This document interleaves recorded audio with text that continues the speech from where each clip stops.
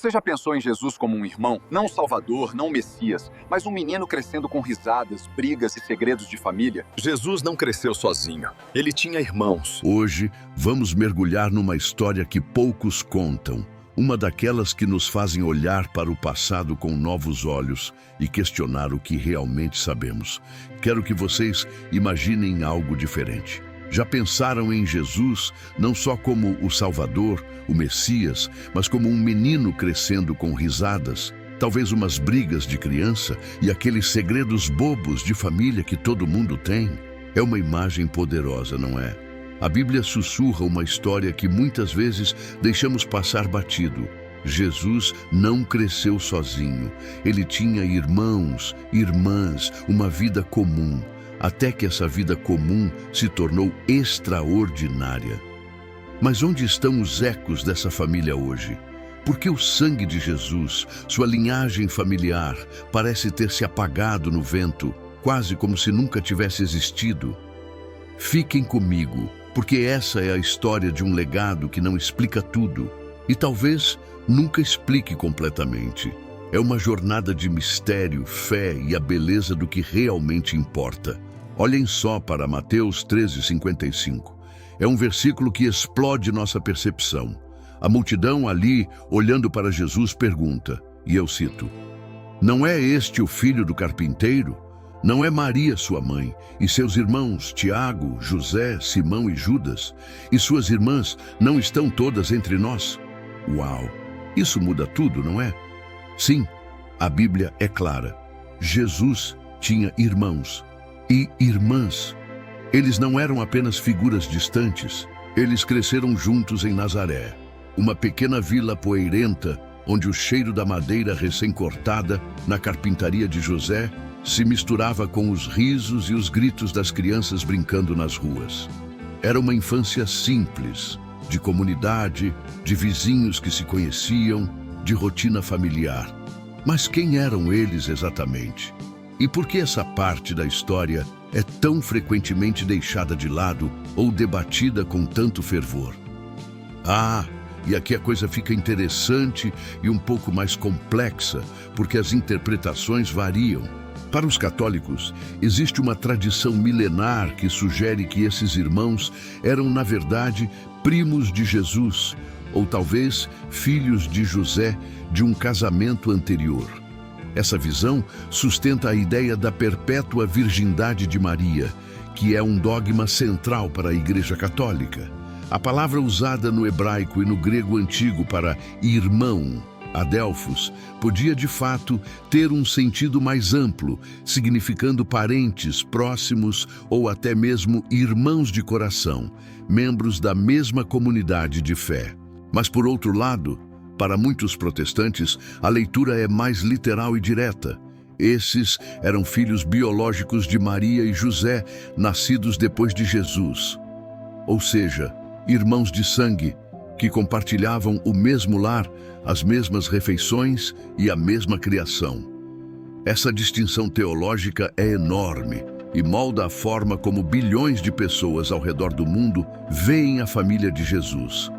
Mas independente da interpretação, o ponto é: Jesus não era um filho único solitário.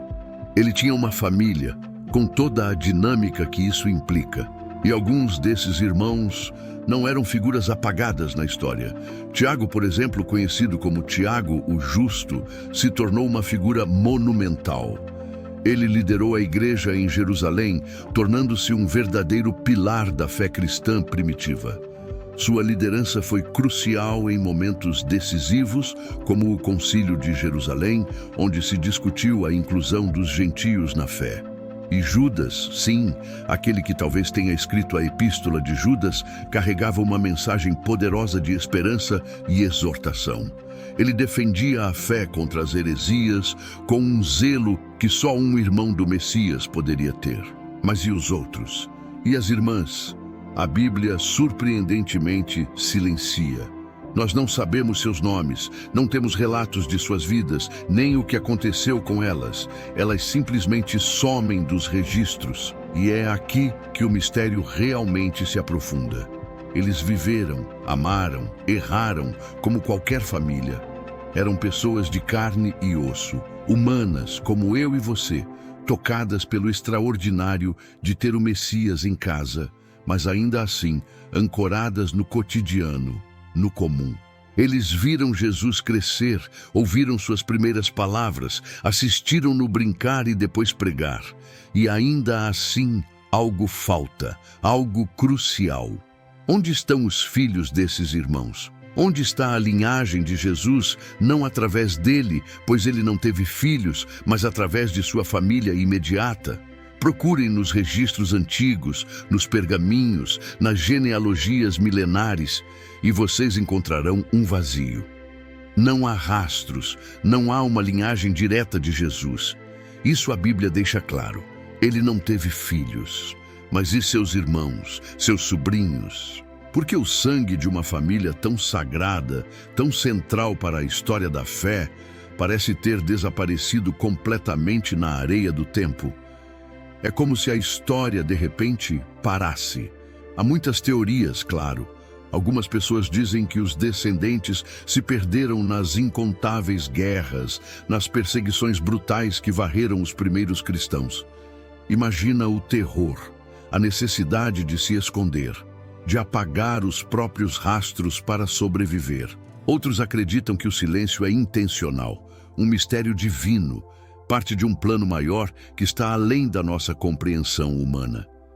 Talvez fosse para evitar a criação de uma dinastia terrena, para que ninguém pudesse reivindicar um trono de sangue ou privilégios especiais baseados em parentesco.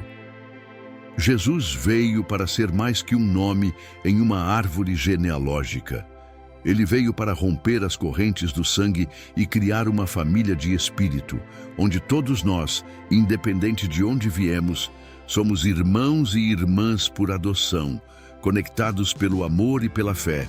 Não é uma ideia linda? Pense nisso por um momento.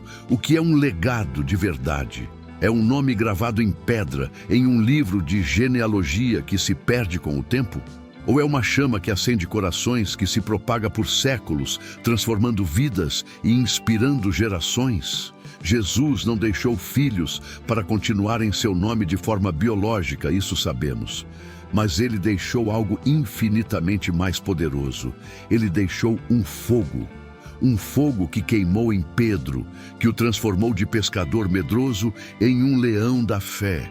Um fogo que incendiou Paulo, o perseguidor, transformando-o no maior apóstolo.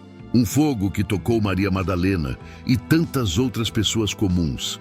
E esse fogo, essa mesma chama, está disponível para você que ouve essas palavras agora. Não é incrível? A linhagem de Jesus, o verdadeiro legado, não é de DNA. Não é algo que possa ser traçado em um gráfico familiar. É uma linhagem de amor incondicional, de coragem inabalável, de sacrifício supremo. Você já sentiu esse fogo? Essa energia transformadora?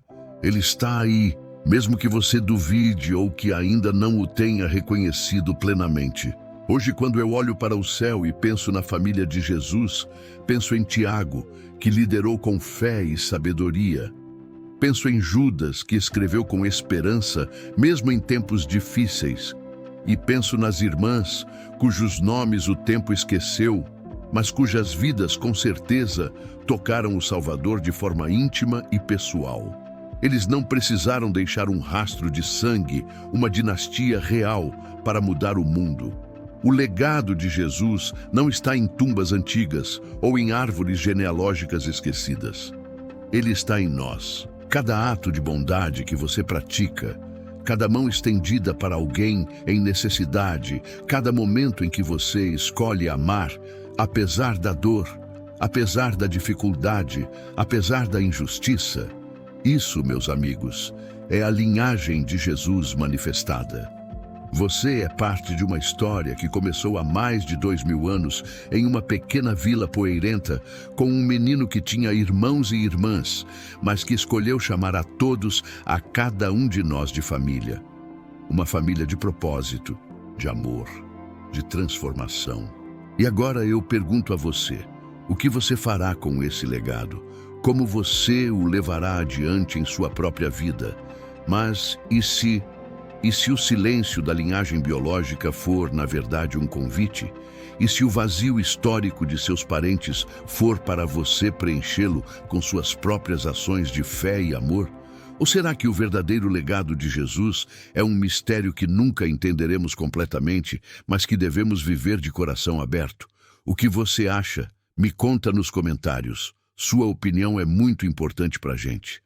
Se você gostou dessa reflexão e quer continuar explorando mistérios e histórias inspiradoras como essa, por favor, deixe seu like, inscreva-se no canal e ative o sininho para não perder nenhum dos nossos próximos vídeos.